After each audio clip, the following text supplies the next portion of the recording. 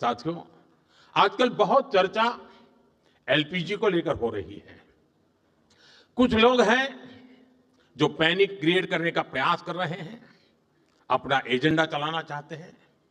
मैं इस समय उन पर राजनीतिक टिप्पणी नहीं करना चाहता, लेकिन इतना जरूर कहूंगा कि ऐसा करके वो जनता के समक्ष खुद को एक्सपोज हो ही रहे हैं, पूरे देश का भी बड़ा नुकसान कर रहे हैं। साथियों, आज युद्ध से जो ये वैश्विक संकट आया है, उसके प्रभाव से कोई देश अछूता नहीं है। कम अधिक मात्रा में हर कोई इस संकट के शिकार है। भारत भी इस संकट से निपटने के लिए कोई कसर बाकी नहीं छोड़ रही है, और हम अलग अलग स्तरों पर प्रयास कर रहे हैं। बीते दिनों दुनिया के कई देशों के शीर्ष नेताओं से मेरी इसको लेकर बातचीत हुई है। सप्लाई चेन में जो बाधाएं आई हैं, उससे हम कैसे पार पाए, इसके लिए भी निरंतर प्रयास चल रहे हैं। साथियों, भारत के तेज विकास के लिए अलग अलग एनर्जी सोर्सेज को बढ़ावा देना निरंतर जरूरी रहा है, और इसको मजबूत करने के लिए हमने दो स्तरों पर एक साथ काम किया है। पहला, देश में एनर्जी एक्सेस बढ़े, हमने इंफ्रास्ट्रक्चर तैयार किया, और दूसरा, एनर्जी के लिए हमें सिर्फ विदेशों पर निर्भर ना रहना पड़े, इसके लिए एनर्जी सेक्टर में आत्मनिर्भरता पर बल दिया। अब मैं आपको गैस सेक्टर के ही कुछ आंकड़े देता हूं। साल 2014 तक देश में सिर्फ 14 करोड़ एलपीजी कनेक्शन थे, यानी देश के करीब करीब आधे परिवारों के पास ही एलपीजी कनेक्शन था। आज 2 गुने से भी अधिक, यानी करीब 33 करोड़ घरेलू एलपीजी कनेक्शन है। बीते 11 वर्षों में हमने अपनी बॉटलिंग कैपेसिटी को 2 गुना किया है। डिस्ट्रीब्यूशन सेंटर भी 13,000 से बढ़ाकर 25,000 से अधिक हो गए हैं। 2014 में देश में सिर्फ 4 एलएनजी टर्मिनल्स थे, 4 एलएनजी टर्मिनल्स। आज इनकी संख्या भी बढ़कर 2 गुनी हो गई है। गैस पाइपलाइन जो करीब 3,500 किलोमीटर होती थी, उसको 10,000 किलोमीटर तक विस्तार किया है, क्योंकि करीब 60% एलपीजी विदेशों से आती है। इसलिए देश के बड़े बड़े पोर्ट्स, वहां पर इंपोर्ट टर्मिनल कैपेसिटी भी बहुत बढ़ाई गई है।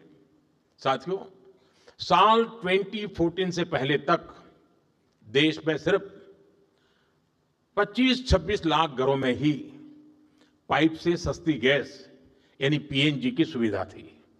आज ये संख्या भी 1.25 करोड़ से अधिक पहुंच गई है। 2014 में देश में सीएनजी पर चलने वाली गाड़ियां भी 10 लाख से ज्यादा नहीं थी। आज ये संख्या 70 लाख से अधिक है, और ये तभी संभव हो पा रहा है क्योंकि बीते दशक में देश के 600 से अधिक जिलों में सिटी गैस डिस्ट्रीब्यूशन नेटवर्क स्थापित किए गए हैं। साथियों, इस वैश्विक संकट ने एक बार फिर दिखाया है कि किसी भी देश का आत्मनिर्भर होना इतना अधिक जरूरी क्यों है। इसलिए ही बीते वर्षों में हमने भारत को एनर्जी सेक्टर में आत्मनिर्भर बनाने के लिए होलिस्टिक तरीके से काम किया है। साथियों, पेट्रोलियम पर निर्भरता को कम करने के लिए हमने इथेनॉल पर, बायोफ्यूल पर बल दिया। 2014 से पहले देश में सिर्फ 1-1.5% इथेनॉल ब्लेंडिंग कैपेसिटी थी।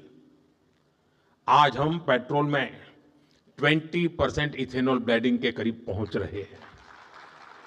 अगर ये काम न किया होता तो हमें बीते 11 वर्षों में करीब 18 करोड़ बैरल अतिरिक्त तेल विदेशों से खरीदना पड़ता।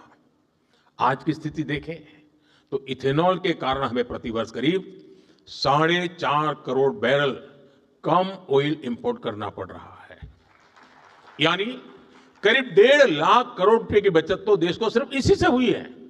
साथियों, भारत में पेट्रोलियम का बहुत बड़ा कंज्यूमर हमारी रेलवे भी है।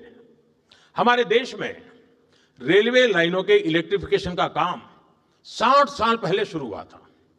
बावजूद इसके 2014 तक 2014 तक सिर्फ 20% रेलवे रूट का इलेक्ट्रिफिकेशन ही हो पाया था। बाकी रेलवे रूट्स पर हजारों डीजल इंजन चला करते थे।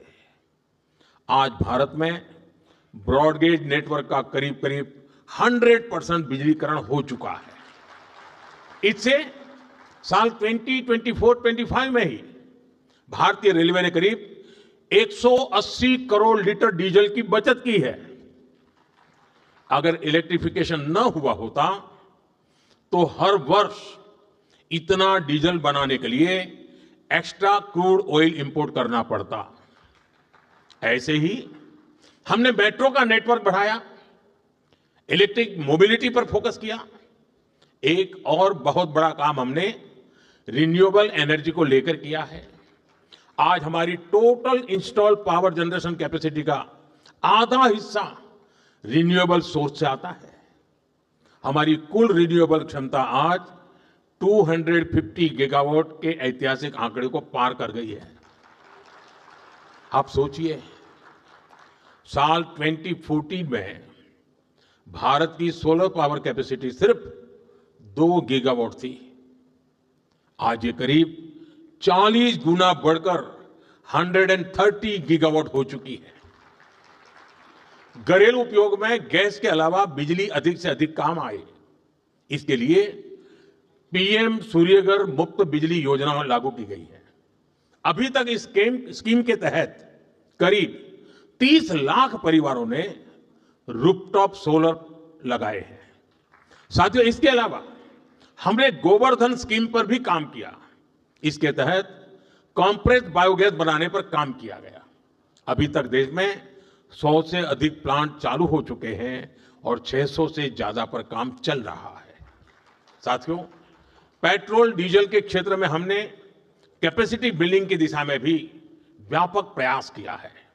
2014 से पहले भारत के पास स्ट्रेटेजिक पेट्रोलियम रिजर्व यानी संकट के समय कच्चा तेल स्टोर करने की कैपेसिटी ना के बराबर थी। आज हमारे पास 50 लाख टन से अधिक का स्ट्रेटेजिक पेट्रोलियम रिजर्व है और इससे भी अधिक कैपेसिटी पर काम चल रहा है। बीते दशक में अपनी रिफाइनिंग कैपेसिटी में भी हमने सालाना 40 मिलियन टन से अधिक की वृद्धि की है। तभी भारत आज दुनिया के सबसे बड़े रिफाइनिंग हब्स में से एक बन चुका है। यानी आप अंदाजा लगा सकते हैं कि हम भारत को आत्मनिर्भर बनाने के लिए कितने बड़े पैमाने पर और कितनी बड़ी दिशाओं में काम कर रहे हैं। ये युद्ध की वजह से जो संकट बना है उसका मुकाबला भी हम जरूर कर पाएंगे। मेरा 140 करोड़ देशवासियों पर पूरा भरोसा है। जैसे एक साथ संगठित होकर कोविड के संकट से हमने देश को बाहर निकाला था, उसी प्रकार हम इस वैश्विक संकट को भी पार कर लेंगे। और मैं फिर दोहराऊंगा, जहां तक सरकार का प्रश्न है, हम किसी भी प्रकार के प्रयत्न या प्रयास में कोई कमी नहीं आने देंगे। हमारे हर निर्णय में जनता का हित सर्वोपरि रहेगा। साथियों, यूक्रेन युद्ध से लेकर आज तक हमने देखा है कि कैसे इसका प्रभाव वैश्विक मार्केट से लेकर दुनिया के नागरिकों पर पड़ता रहा है। लेकिन भारत सरकार का हमेशा से हर संभव प्रयास रहा है कि युद्ध से बनी परिस्थितियों का बोझ भारत के नागरिकों पर न पड़े। और जब रूस यूक्रेन का संकट बढ़ा था तो उस कालखंड में फर्टिलाइजर की कीमतें आसमान छूने लगी थी। इसके बावजूद यूरिया की जो बोरी अंतर्राष्ट्रीय बाजार में 3,000 रुपये में मिल रही थी, वो हमने अपने किसानों को सिर्फ 300 रुपये में दी थी। दुनिया में 3,000 रुपया चलता था, हमारे देश में 300 रुपये में दिया जाता था। इस बार भी हमारा हर संभव प्रयास होगा कि देश के किसान, देश के नागरिकों के जीवन पर युद्ध का कम से कम प्रभाव पड़े। साथियों, आज के इस अहम समय में, आज इस मंच से मैं राज्य सरकारों से भी एक अनुरोध है।